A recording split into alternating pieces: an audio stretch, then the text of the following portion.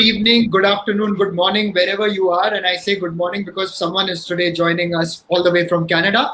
But welcome to CricWit episode 5. This is round 4 of CricWit. What's your CQ? Now, I've spent a lot of episodes explaining what is CQ. I'm not going to go into it again. No, I'm just kidding. I'll just go into it again because that's my favorite part of this whole thing.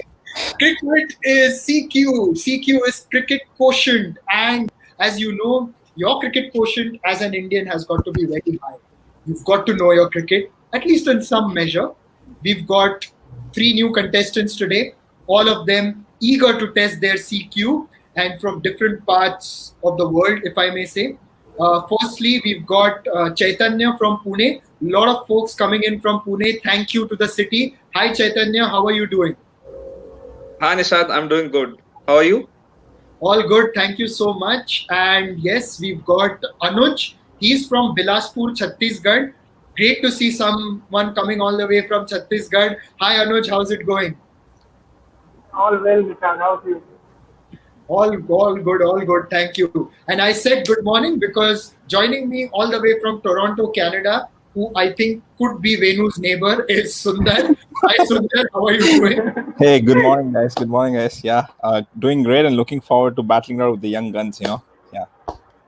Absolutely. I'm so looking forward to having all this for you. And I've got my comments coming in from people on YouTube and Facebook. Ritesh, thank you for joining in. Yes, we've got the audience round. Don't worry about it. Now, again, before we start, I will explain the rules and then I will bring in the winner of the previous episode to give you a short pep talk as you go ahead.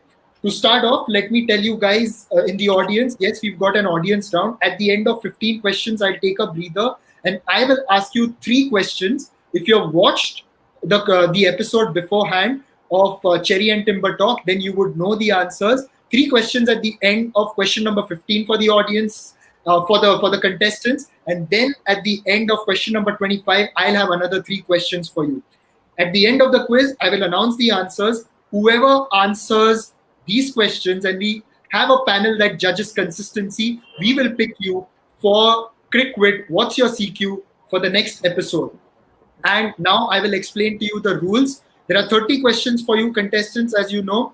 The first phase is Power Play 1, 15 questions, easy questions. You can go over the top, beat the inner ring and try to get as many runs or points as you can. And then come the middle overs, a little bit tricky. I throw in a few Yorkers, a few maybe deliveries I can get away with, knowing that you may not want to risk. But then that's when you've got to be careful and ensure that you consolidate your lead. Ultimately, we come to the power play, the most exciting phase of the quiz, question number 26 to 30, where you get double the points than those when compared to the earlier ones. These are the toughest questions. I bring in my inner Jasprit Bumrah, Lasith Malinga, all rolled into one to try and bowl those Yorkers at you. And that's where I'm at my meanest. The mean fast bowler comes in. But this is the format. As you know, you log in through your apps and you pick. The faster you answer give the correct answer, the more points you get. So remember, if say from question number 1 to question number 25, there are 1,000 points available and you answer the quickest, you get 1,000 points. From question 26 to 30, if you answer the quickest, you get 2,000 points. So there are double the points available. Before we start off, it's my duty to ask you, do you have any questions? No, Nishad. Perfect. Another announcement for the people joining us on YouTube and answering questions there.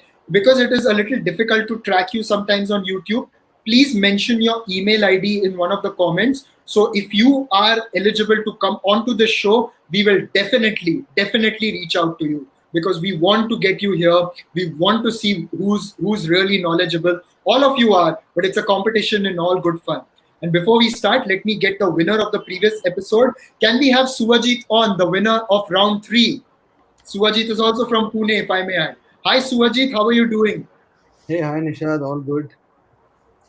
Great stuff. Now, Suwajit, you won the previous quiz. You started slow, built in the middle overs, and then in the slog overs, you got them right when it was most needed. Some tips for the new contestants today.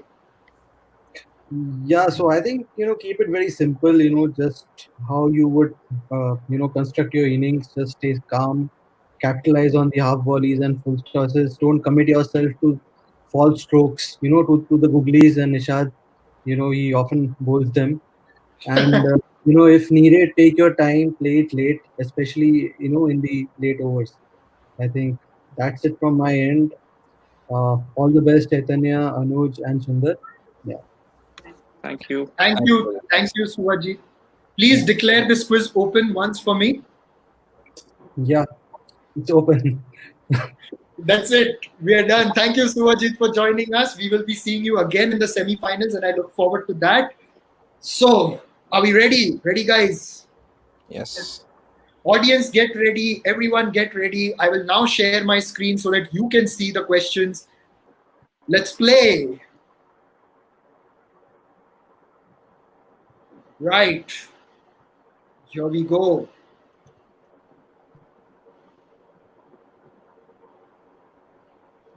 Question number 1 on your screen right now. How many runs did Anil Kumble concede when he recorded the 10-wicket haul against Pakistan at Delhi? Should be quite a simple one.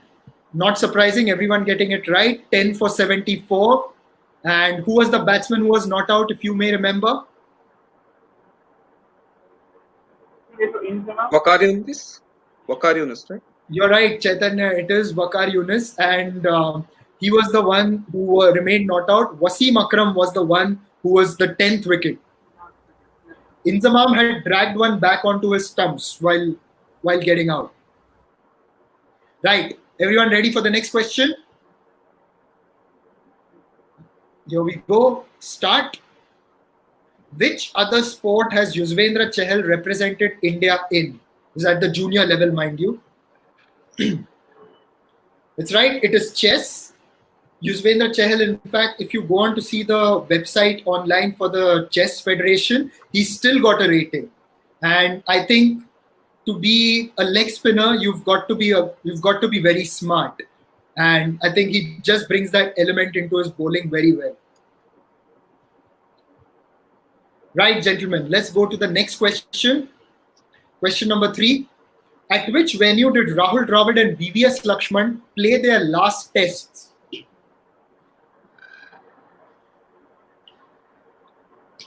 Ooh, 2 of you getting it right. The answer is Adelaide Oval. At the end of the infamous tour to Australia in 2011-12, where India lost 4-0, unfortunately, Rahul Dravid and VVS Lakshman bowed out of international cricket. Rahul Dravid called time in March 2012. VVS Lakshman was picked for the home series against New Zealand later that year, but he withdrew before the series and announced his retirement. So Adelaide marked the end of a great era in Indian cricket.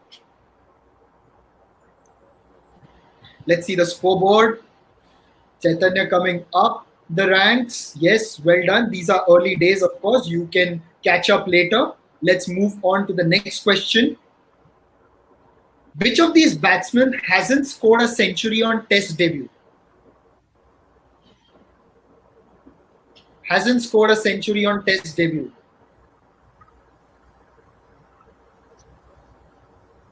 The answer is Ricky Ponting.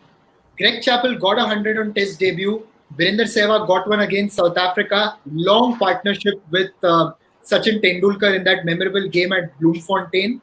Suresh Raina, again another long partnership with Sachin Tendulkar. This was in Colombo in 2010. Ricky Ponting was dismissed for 96 on Test debut against Sri Lanka at Perth.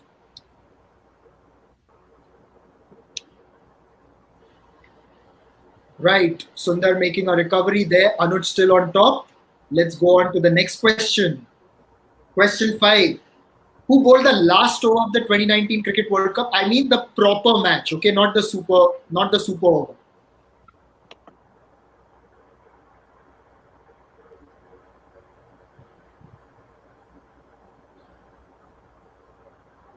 Not surprising, everyone gets it right. It is Trent Bolt, defending 15 runs in the last over. It was a tie and we went into a super over. A great contest and a memorable one.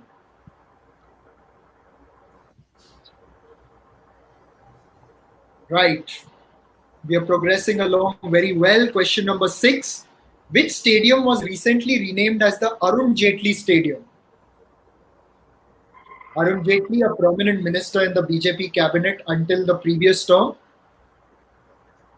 Prominent figure in Indian cricket as well later in administration. Only one of you getting it right. It is Firoz Shah Kotla in Delhi. He came from Delhi, so they named the stadium after him.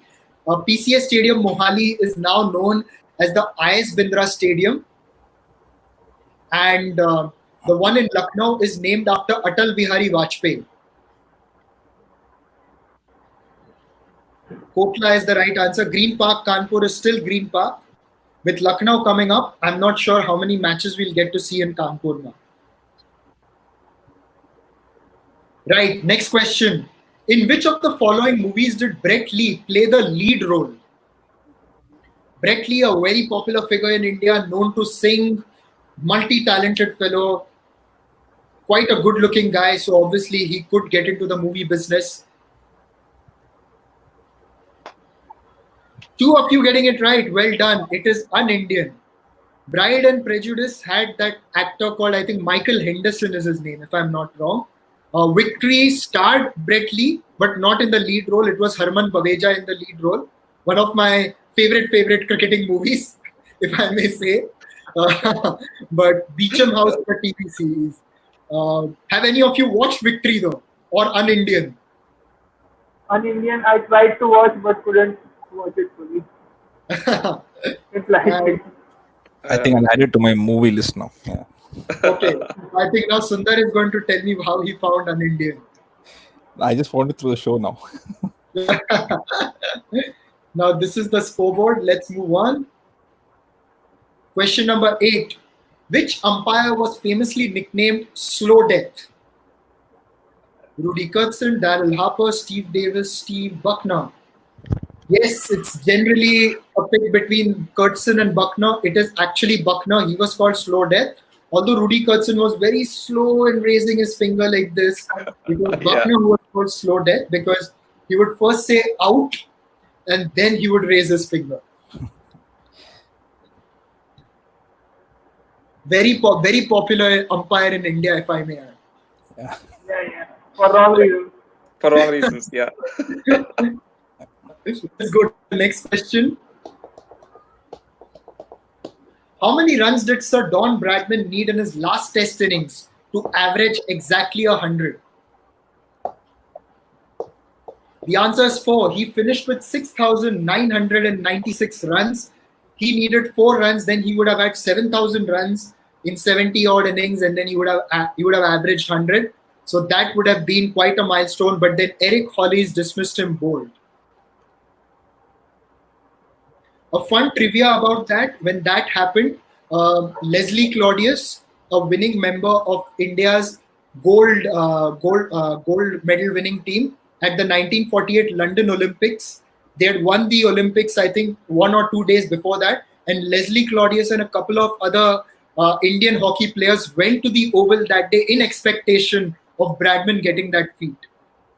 Oh, that's a good insight, Nishad. Thank you. Yeah. I read it somewhere. It was really fascinating. Question number 10. Whom did Kenya famously beat at the 1996 World Cup?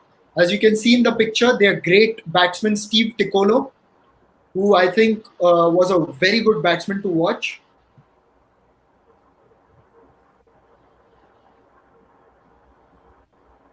West Indies is the right answer. Anyone remember watching that game? No, I was born that year. Oh my God. Oh my God. I Oh, shouldn't have raised my hands. I shouldn't have raised my hands. He was born that year. I mean, okay, I didn't watch that match, but I was very much there on this planet that year. That's all I'll say. But in fact, Kenya in the 2003 World Cup beat Sri Lanka, and they got the points against New Zealand because New Zealand refused to tour Kenya to play that game. So Kenya got a walkover.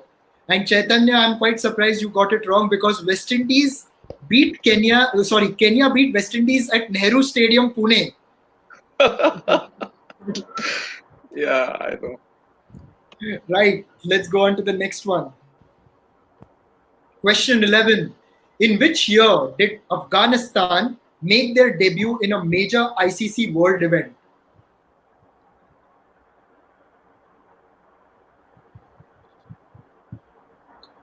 (2010) is the right answer. 2010 World T20. And who was their first match against? India, I think. Was it India? It was India. Yes, it was India. And one of the Murli enduring... Vijay used to open. What's that? Murli Vijay used to open in India for T20. Yes, it was Murli Vijay's T20 debut. And one of the enduring images I remember, after MS Dhoni finished the match with a 6, the other MS, that is Mohammad Shehzad, walked up to him, shook hands, and they had a long conversation in the middle. And it was a dream for those guys to share the stage with India, and it came through that day. And it was really nice of the Indian team also to reach out to them. And those are some of the stories we really look forward to in international cricket.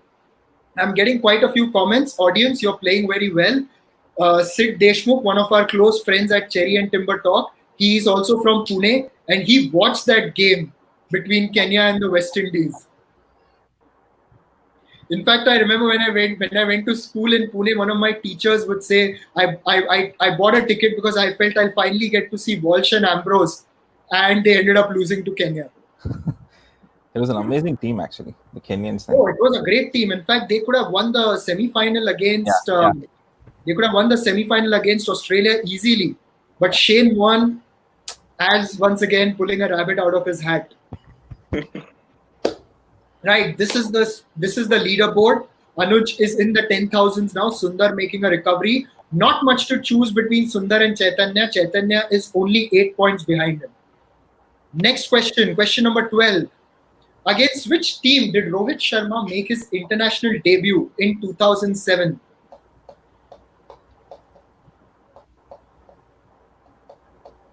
The answer is Ireland. He made his ODI debut at Belfast. This was before the 3 matches India played against South Africa. And that is when he made his international debut. He made his T20 international debut against England later in the year. That was during the World T20. Rohit Sharma didn't get to bat in that game. Only Anuj getting it right. Well played. Next question, question number 13. What feat did George Bailey achieve on international debut in 2012?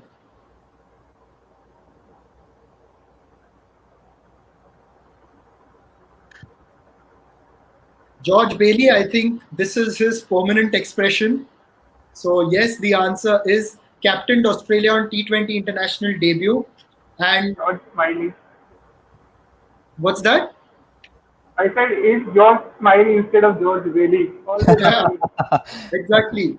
He captained Australia on debut, and that is because he was given a call-up. Cameron White was dismissed from captaincy. George Bailey came in. They played India at Sydney.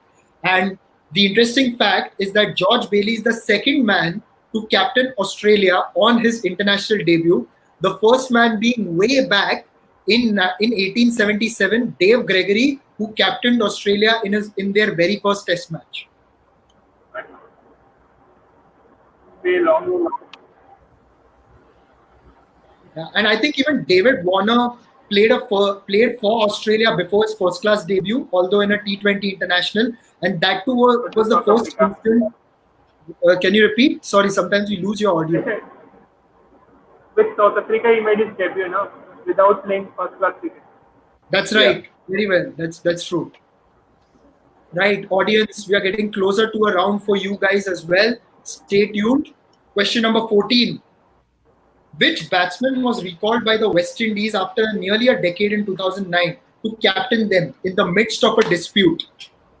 The likes of Chris Gale, Ramnaresh Sarwan, Dwayne Bravo, and the others had to withdraw because of a dispute with WICB. The answer is Floyd Reefer. You saw him in the picture there. Clayton Lambert actually went on to play for USA in the 2004 Champions Trophy. Leon Garrick didn't. Jimmy Adams by then was already a coach. And Floyd Reefer, until recently, was a part of the West Indies coaching staff. Chaitanya making a comeback there. Good leaderboard. Now the last question of Power Play 1. Here goes. Question number 15. What was India's zonal one-day competition known as? That is between North Zone, South Zone, West Zone, East Zone, Central Zone as it was played. What was that tournament known as? They later changed the format. Oh.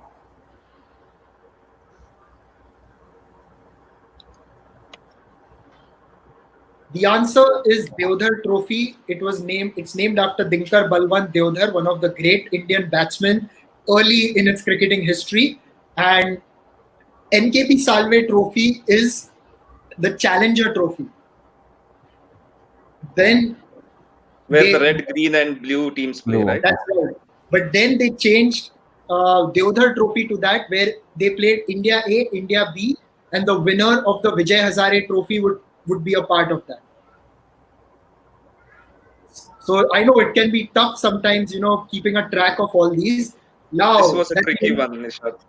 Thank you. So at the end of power play 1, the leaders Anuj with 15,263 points, Chaitanya is second with 9,099 points, and Sundar is third with 7,493 points. Now we go to the audience. Audience, fasten your seatbelts. Questions coming in your direction. Question number 1. Which commentator was well known for his pause? Which commentator was well known for his pause? Please keep the comments rolling in. Let me see some answers.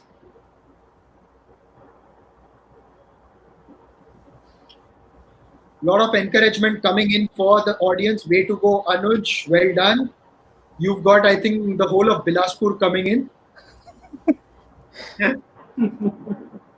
Who is known as the voice of West Indian cricket? Question number 2. Who is known as the voice of West Indian cricket? Question number 2.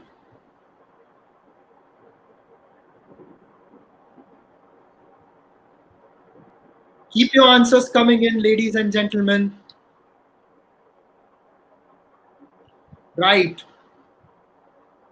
Question number 3. Which commentator was called up in the middle of the India-Australia series to play for India, even as he was commentating and was a part of the broadcast team? Out of nowhere, he got a call up and went on to do quite well, actually. I think I've given enough clues. And going by the expressions of my contestants here, I think they know the answer. We're getting the answers coming in. Again, to all those participating on YouTube, please leave your email address in the comments so that we can contact you, and so that it's not difficult to contact you. Sometimes it gets a little difficult on YouTube to get in touch with some of you. Right, I think we are set. So guys, are you ready for power play 2, where you will milk the bowling? All set? Yes, Here we go. all set. Here we go. Question number 16. Who is the youngest man to captain his country in international cricket? Tatenda Taibu, M.A.K. Pataudi, Rashid Khan, Virandeep Singh.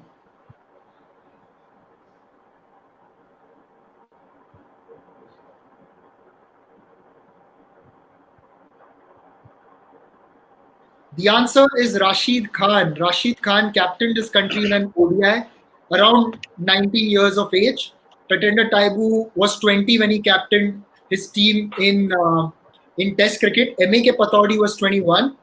Now, why did I add Virandeep Singh? I would really clap for the person who answers that question, even in the audience. Do any of you know who is Virandeep Singh? No idea.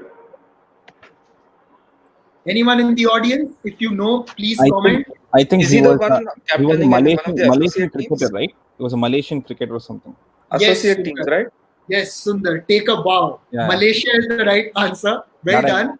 Yeah. He captained Malaysia at the age of 20, and we are getting Rohan Gulawani's comment as well. He was also the youngest T20 centurion. Well done, Rohan. I didn't know that. That was a good trivia. He captained Malaysia since T20 international status is given to even the matches played between associate nations now. Mahesh says, give Sundar 1,500 Yeah. points. I wish I I won't could. mind. Thanks, Mahesh. Thanks. Yeah. Yes, absolutely. Only Sundar getting that one right. Well done, Sundar. So I think you know a thing or two about players who are young and who captain the sides as well. Yeah, you always have to keep a tab of the younger guys. You know what to do. Yeah, but then you have to tell me what is Shahid Afridi's real age. Let's not talk about age now. You know. All Anuj, right. maybe Anuj would like to, if you want to take a break and come back after 2 questions. Anuj, Anuj actually was born in the year Shahid Afridi Yeah. debuted for Pakistan. Yeah. Oh, Right. Let's go to the next question. Question 17. Lasith Malinga did not play the 2018 IPL season. What was he doing instead?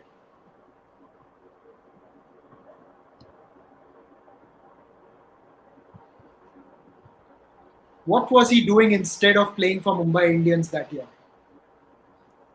Well done, all of you. Everyone getting it right. Malinga didn't get picked that year, was instead told to mentor Mumbai Indians, and being the champion that he is, got himself in shape, played the next year, and bowled that last ball of the final, which won Mumbai Indians the title. A remarkable competitor there. Chennai should have won it, but yeah. Yeah, I think. it was a huge turnaround. Yes, absolutely. A great. I mean, I think it takes guts to actually bowl that kind of a ball on the last one.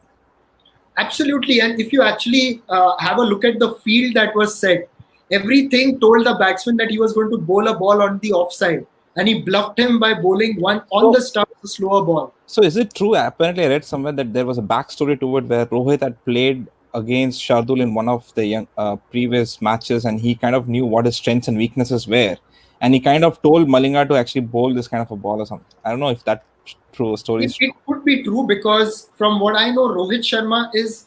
I mean, we all look at Rohit Sharma as someone who's easygoing, but he's very intense when it comes to reading the opposition.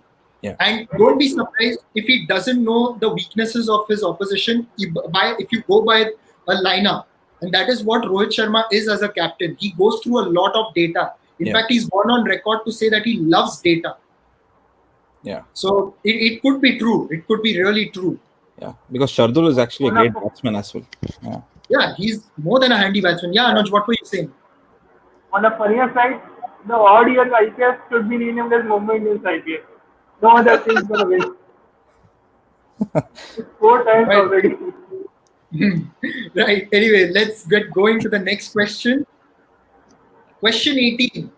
Who was the leading wicket-taker at the Under-19 World Cup 1998? This is where I start getting my googlies.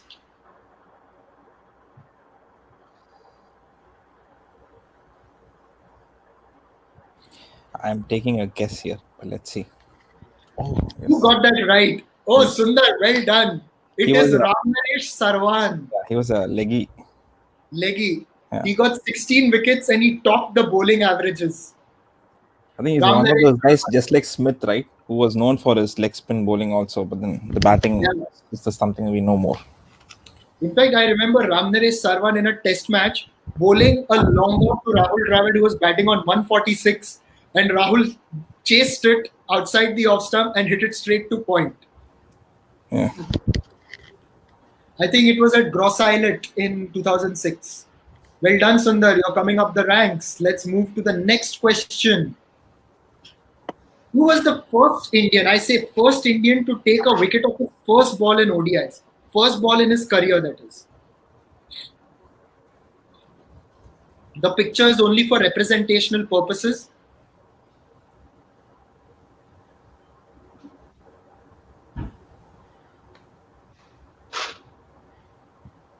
Oh.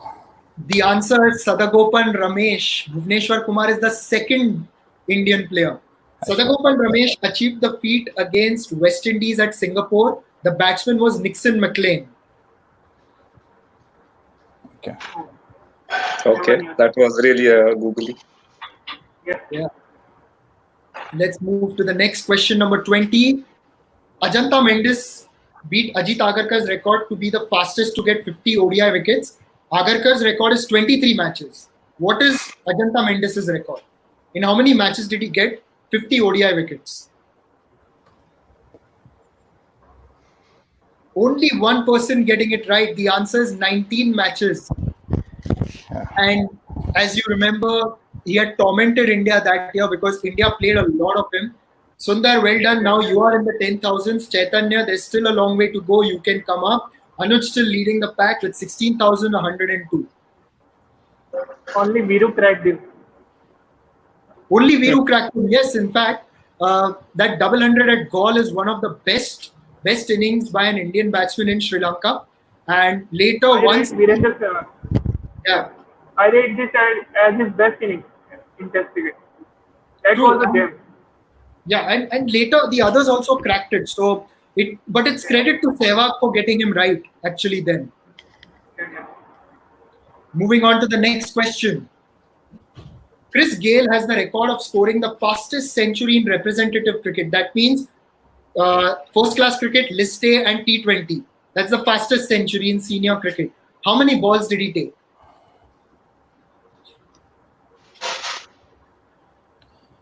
That is tough. I don't know. Oh. None of you got it right. The answer is 30 balls. He got it for the Royal Challengers Bangalore against the Blockbusters India. And just that day, it felt like, you remember when we used to play those computer games of cricket and hit every ball out of the ground? It felt like that day, didn't it? Yeah. Everyone went out of the park. Oh. And 260 odd scored, and Pune Warriors got. I mean, it was a tough day for them. Next question number 22. Sir Everton Weekes, the West Indies legend who died recently, has a son who also played Test cricket. Name him. Derek Murray, Junior Murray, David Murray, William Murray. One of them. I'm getting a little bit tougher now with my questions. Yeah. David Murray is the right answer. Someone would say, I think when I tested it on my team, this quiz, someone said that this is like picking between paneer pasanda, paneer lababdar, paneer makhani, and paneer masala. So you know what? I just went with paneer makhani. That's it. Hey Nishad, can you just give me 1 minute? I just need to get my charger. Just like few seconds. Is that okay, guys? Yes, definitely. Yeah, thanks. Yeah. So a short timeout before we expected, but let me tell you a little bit about David Murray. David Murray played for the West Indies, came at a time when Derek Murray was their wicketkeeper. David Murray played later. Unfortunately for him, his life turned out to be quite a tough one. He went on to play for West Indies on that rebel tour to South Africa in 1983, and later he lived in Australia. But when he returned back to Barbados, because of the fact that he went to South Africa in apartheid regime, he faced a lot of, he was ostracized, and yes, he did take to drugs, and there was a lot of problem after that. So it was a very tough life for him. Right. Sundar, are you ready? Yeah, I'm good. Thanks. Okay. Guys. Thanks. No problem. Let's go on to the next question. Question 23. You've got an MBE, right, for scoring 7 at the Oval. You're an embarrassment. Whom did Shane Warne say this to? Whom did Shane Warne say this to?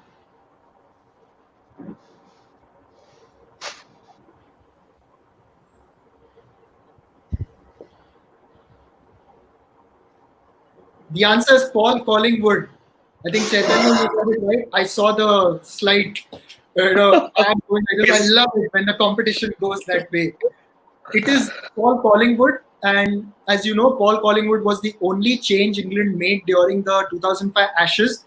That was because of an injury to Simon Jones. Collingwood came in for the Oval Test match. But I think he was a good cricketer, and he proved himself again on that Ashes tour in 2006-07. Yeah, handy cricketer. Yeah, very, very gritty. He would, and an outstanding fielder. I think I would put him in the league of Ravindra Jadeja, John T. Rohit, Paul Collingwood. One of the best ones on the point, specifically on point. Absolutely. That catch of Matthew Hayden. That catch of Matthew Hayden, and there's another one I think of Faisal Iqbal when he was at Gully in a test match. You should check that out as well. Question number 24. Which was the first associate team to beat a test-playing nation in a World Cup? First associate team.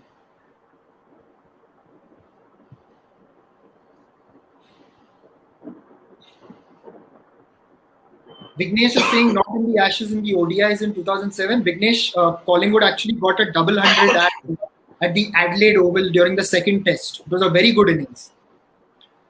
The answer is Sri Lanka. That's right. Whom did they beat in the 79 World Cup? Is it West Indies or Australia, right? Was it England? They beat India. India. Oh.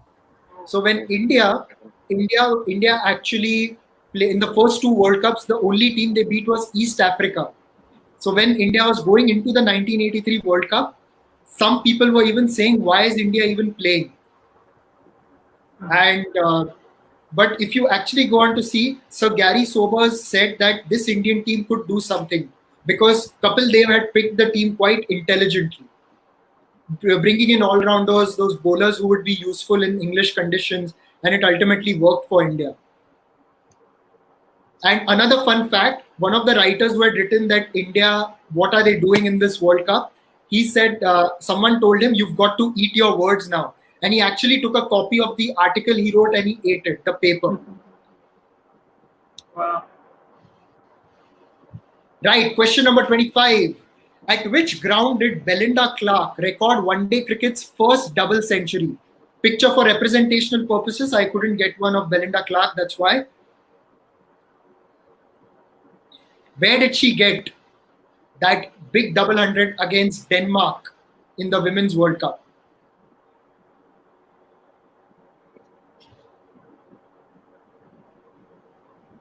Oh, whose answer didn't register here? Oh, the answer is the MIG ground, the middle income ground, the middle income group ground in Bandra that hosted the game. Now, if you go, in fact, you see it's just a normal ground and you feel, how could it have hosted an international game? Because it just looks like it's very well maintained, but a small ground. But that's how far women's cricket has come, that it's getting the stage that it deserves now. In fact, in the 97 World Cup, this knock came. And the final of the 97 World Cup was played at the Eden Gardens with a huge crowd. That is what women's cricket deserves. This actually went a typo from my side.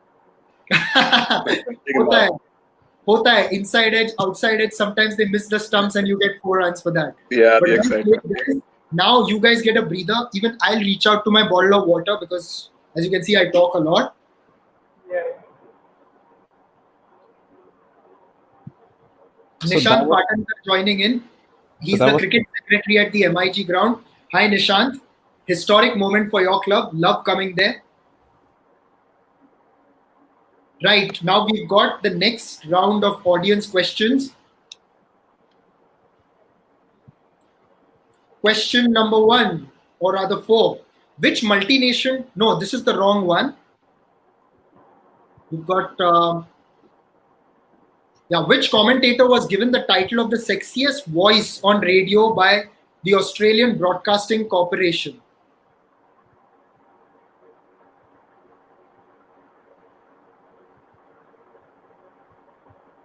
Which commentator was given the title of the sexiest voice on radio by the Australian Broadcasting Corporation? We'll get question number 4 for you in a while. Please move on to question 6. Which legendary West Indies commentator has a press box named after him at the Kensington Oval ground at Barbados?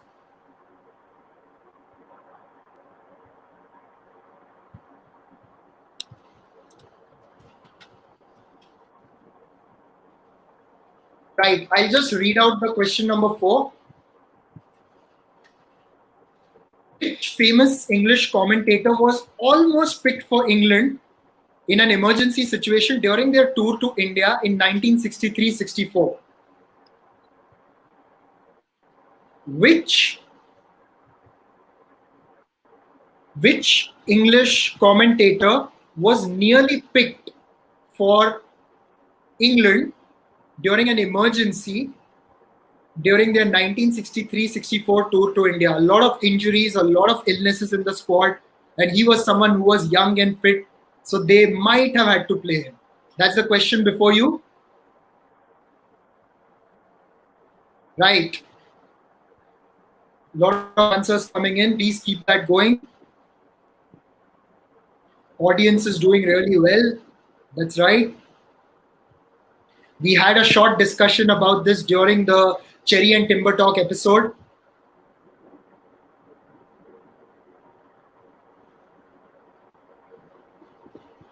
Right, let's move on to the next question. Next set of questions. Anyone need a pep talk? Because it's the power play, slog overs. Go for the galleries. It's not the power play. Sorry, it's the slog overs. It's just I think too much of power play. Power play it just came right out naturally. But slog overs, guys. Get the Kyron Pollards, MS Dhoni's, AB de Villiers, Hardik Pandyas of the world out and go for the galleries. Remember, you get double the points for this. And also, let me tell you, there will be one question later, which is where you have to arrange it chronologically. You get 60 points for that. That is the last question. My final Yorker, trying to bowl the last ball that Lasith Malinga bowled in the IPL final. I just hope I'm not Shardul Thakur. Well, anyway, let's go ahead. Double the points. We are ready for the slog overs, ladies and gentlemen. Who was the first Indian to score a century in T20 cricket? First Indian to score a century in T20 cricket.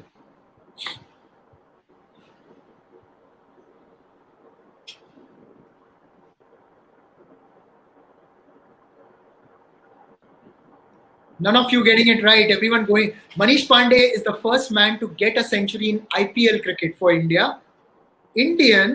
First Indian to get a century in official T20 cricket. Let me see if someone from the audience gets it. Kshitij Srivastav has got it right. Well done, Kshitij. It was Rohit Sharma. It was during India's first interstate T20 competition held in 2007 after the 2007 World Cup. Rohit Sharma got a century in 45 balls against Gujarat for Mumbai at the Brabant Stadium, thus making him. A few Indians did play T20 cricket in English county cricket before that, like Yuvraj Singh, Mohammad Kaif, Virender Sehwag, Irfan Pathan, to name a few. But it was Rohit Sharma who became the first Indian to score a century in T20 cricket. That was a Yorker. Guys, where would you rate that as a Yorker? The last ball Yorker came right on the toe with an injured one. Well, this is now getting down to the wire, really neck and neck, because Sundar and Chaitanya have made quite a recovery. I love this phase where a commentator would like to say this is where all three results are possible, and in the end, cricket and quizzing will be the winner. Right, next question. What remarkable feat did Pragyan Ojha achieve on Test debut against Sri Lanka at Kanpur? Was it a wicket off his first ball in Test cricket? Hit his first ball for 4 as a batsman, took 5 wickets, or he took a catch off his first ball on the field?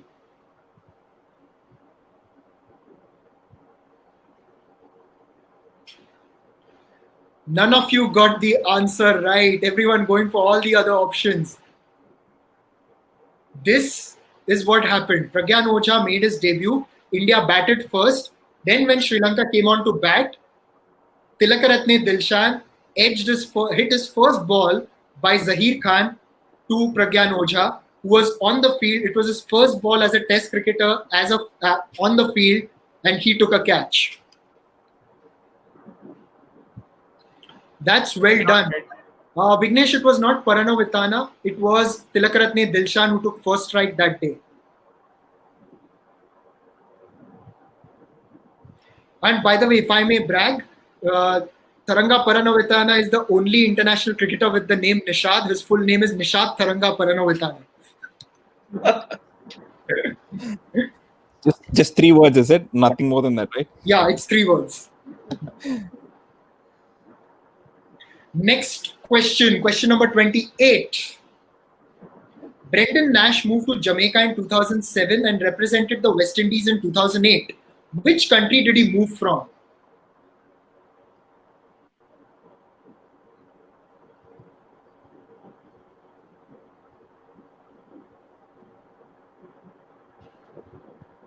Australia is the right answer. Who got that right? Not Well done, Sundar. I think he was Australia. born there. He was born there.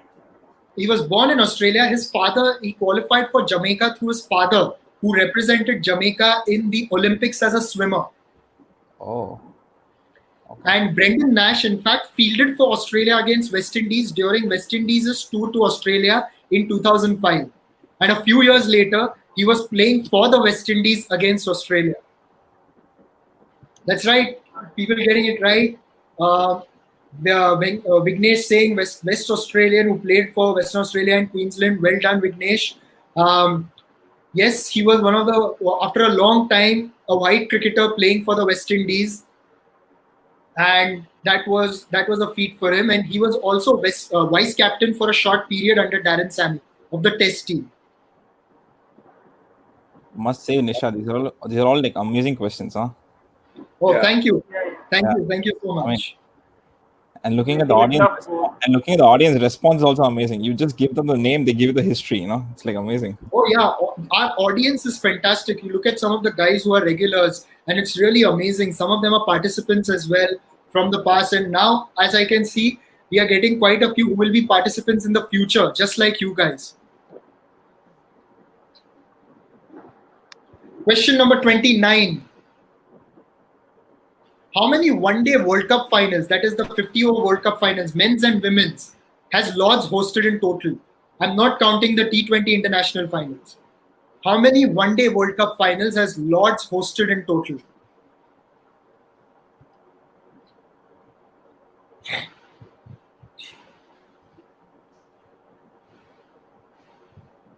The answer is 7.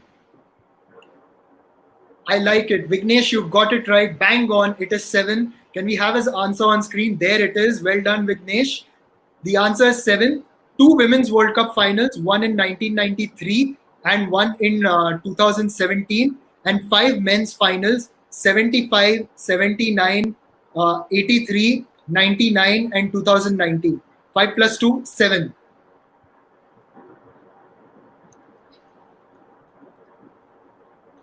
Right. The last ball. We are getting there. Anuj is still leading. Sundar is second. Chaitanya is third. But well played, guys. We are coming to the last ball where you have to arrange it in sequence. And yes, there comes my inner Malinga and Bumrah.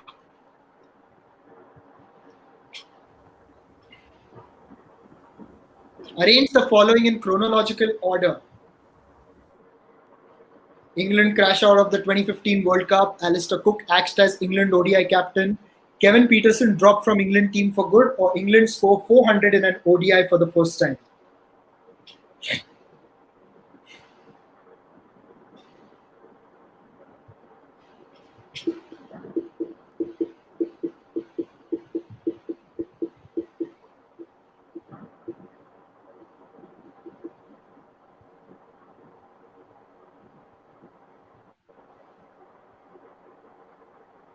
I can see someone from the audience has got it right.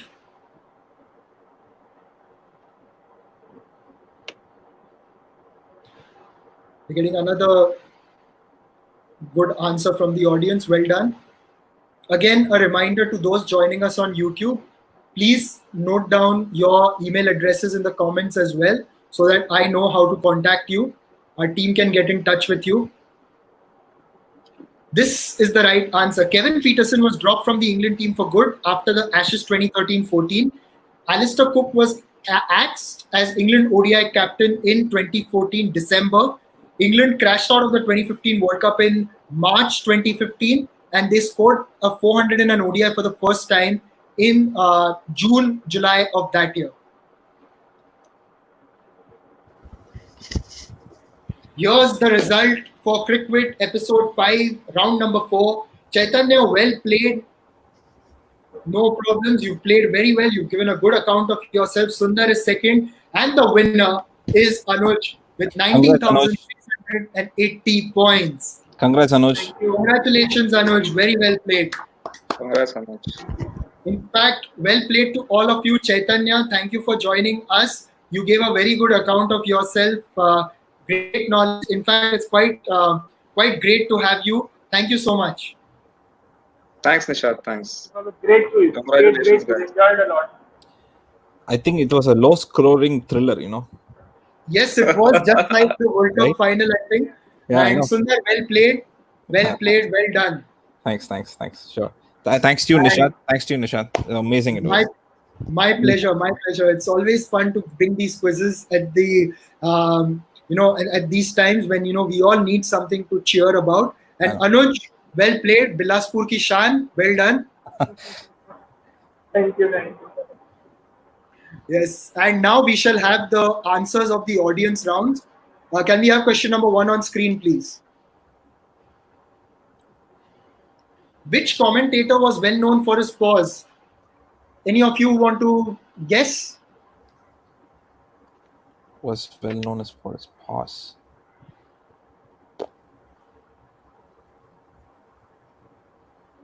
The answer is Richie Beno. Well done to those in the audience who got it right. Oh. Second question. Who is known as the voice of West Indian cricket? Was it Tony Cozier? Michael Holding? Tony Cozier. Tony Cozier. Tony Cozier. Yeah. Right. Question number 3. Which commentator was called up in the middle of the India-Australia series in 2007, even as he was part of the broadcasting team? And off. Murali Karthik, was it? Murali Karthik is the right answer. At the end of the third ODI at Hyderabad between India and Australia, India made a change to the squad whereby they dropped Ramesh Pawar and brought in Murali Karthik. Karthik was a studio expert for Neo Sports, went on to play the fourth ODI at Chandigarh. And then, as we know, he got the famous 6 for 27 at Mumbai in the last ODI of that series. Nishant, you would have taken this question in the quiz. I wish. Question number 4. Which England commentator was almost picked for England in an emergency situation during the 1963-64 tour to India? No options, yeah. No options. It's actually tougher for the audience, We discussed it in the Cherry and Timber Talk episode just before this. The answer is Henry Blofeld. Oh. They had a lot of problems. England, some of their players were injured, some were ill. And before the first test at Mumbai, the manager David Clark almost joked that there are 2 people who can be picked. The one is me and Henry Blofeld in case we need. And later when he told Henry Blofeld, you better get to bed early, he sort of said, it was all in jest, but then he said that if I score a 50 the next day, I expect to be picked in the next test match, irrespective of the fact if everyone is fit. So that was Henry Blofeld for you. That didn't happen. England, in fact, fielded a full side, and which I should have said that because during fielding they needed some substitutes. So the Indian 12th man A.G. Kripal Singh fielded for England against India. Question number 5. Which radio commentator was given the title of Sexiest Voice on Radio by the Australian Broadcasting Corporation in 1992? This is a googly, right? Was it Harsha? The That's birthday right. boy. It's Harsha, yeah. Birthday boy tomorrow. Tomorrow, yeah. And question number 6. Which legendary West Indies commentator has a press box named after him at the Kensington Oval Ground at Barbados?